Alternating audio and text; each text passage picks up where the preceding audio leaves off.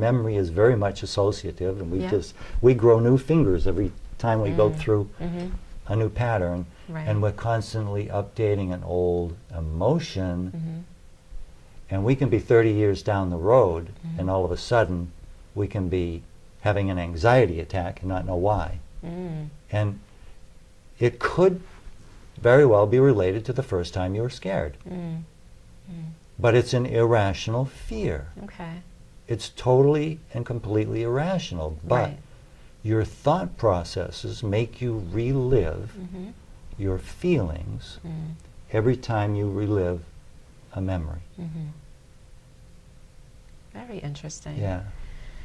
So how do we kind of break away from that? Is it a matter of being conscious and aware of the fact that, yes, I am scared, for example, with the example that you use, that I am terrified because of something that happened 20 years ago? Is that something that could help to overcome certain fears in the present moment?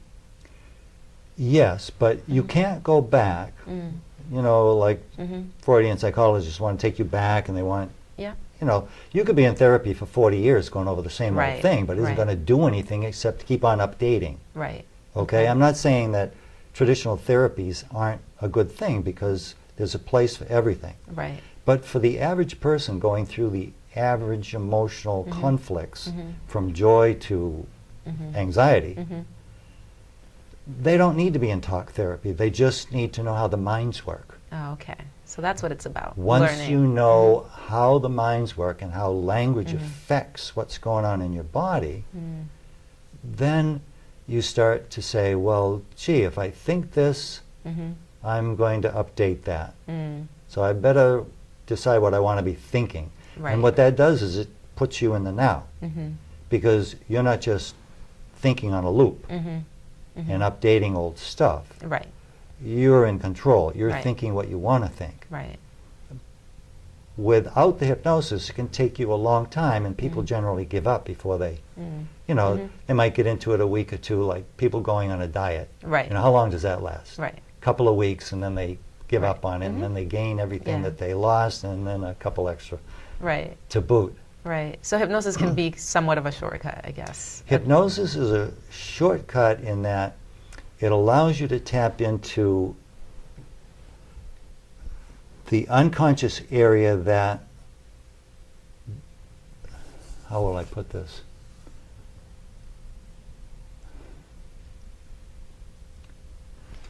Is so full of potential.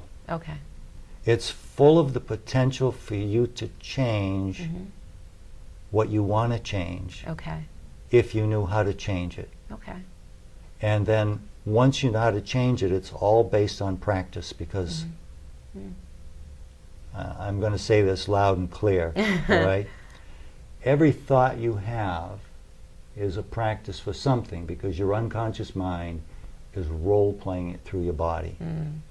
So you could see that when you go to a movie, you're engaged in the movie, and if it's a really nail-biter of a movie, you're like on the edge of your chair, your heart's beating faster. Well, there's a reason for that, and it's because you're becoming the character in the movie, and your adrenals are producing adrenaline in a small amount, they're producing cortisol in a small amount, which is stress hormone. And then that innervates the vagus nerve, which is the 10th set of cranial nerves, the only set that doesn't go down through the spinal column, because it's down through the carotid artery sheath. And that's attached to the eyes and your ears and your throat, your lungs, your heart. You ever get a knot in your stomach? All right, that's because of the vagus nerve being innervated for no rational reason. It's all based on an irrational fear or a dread or an anxiety from before. Now, what happens if it all of a sudden just comes up? Because it does. Where did that come from? I wasn't thinking about anything, but your eyes saw something that triggered something in your unconscious, or your ears heard something. Could even involve taste or smell, or you know, a particular, somebody bumps you, right? You could get angry over that. It was an accident, right? we're tapping into old stuff all the time. Okay. And every time we think, Mhm. we have to wonder, Okay. well, is this going to advance me, Mhm.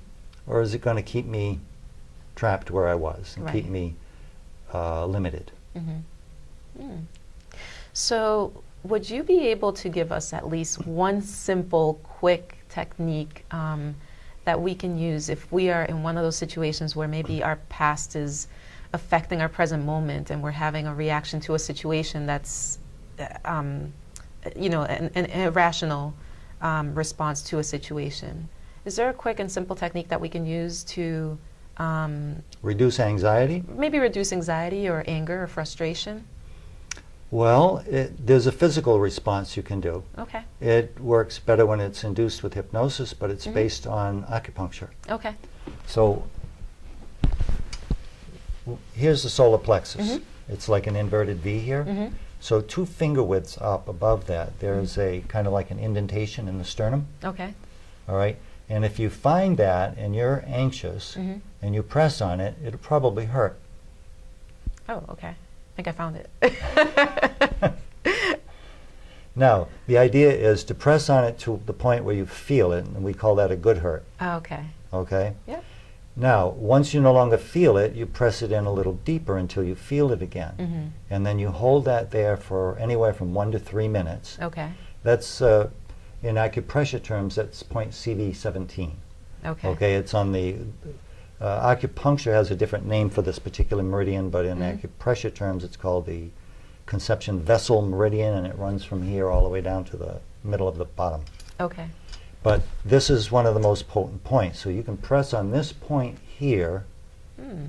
and just hold it, but you have to do it more than once because, 3 minutes later you have a nasty thought. You're going to feel Right. nasty Right. again. Right. And I think when it comes down to a lot of the techniques that, for example, hypnosis may offer, or even things that you may learn, stress reduction, it's really about practice.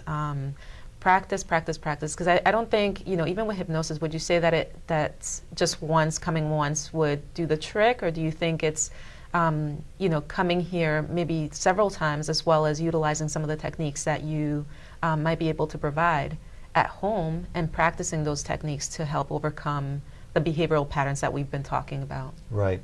Well, I consider my job to be that of making or helping people to become independent of having to come. Right. So Which I like that. there are Mm-hmm. 10% of the people Mhm. who will fall into the deep category of Yep. hypnosis. Yeah. They can have major results with one session, Mm-hmm. but that's not 90% of the people. Right.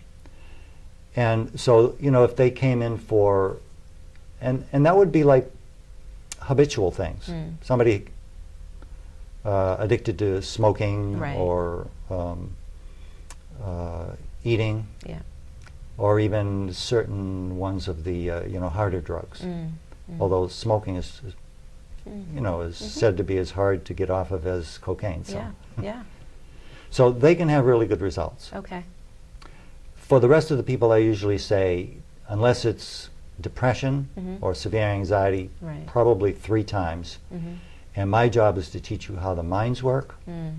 how language is related to the mind, and then to reinforce everything with the hypnosis. And then, of course, you have a tool. Right.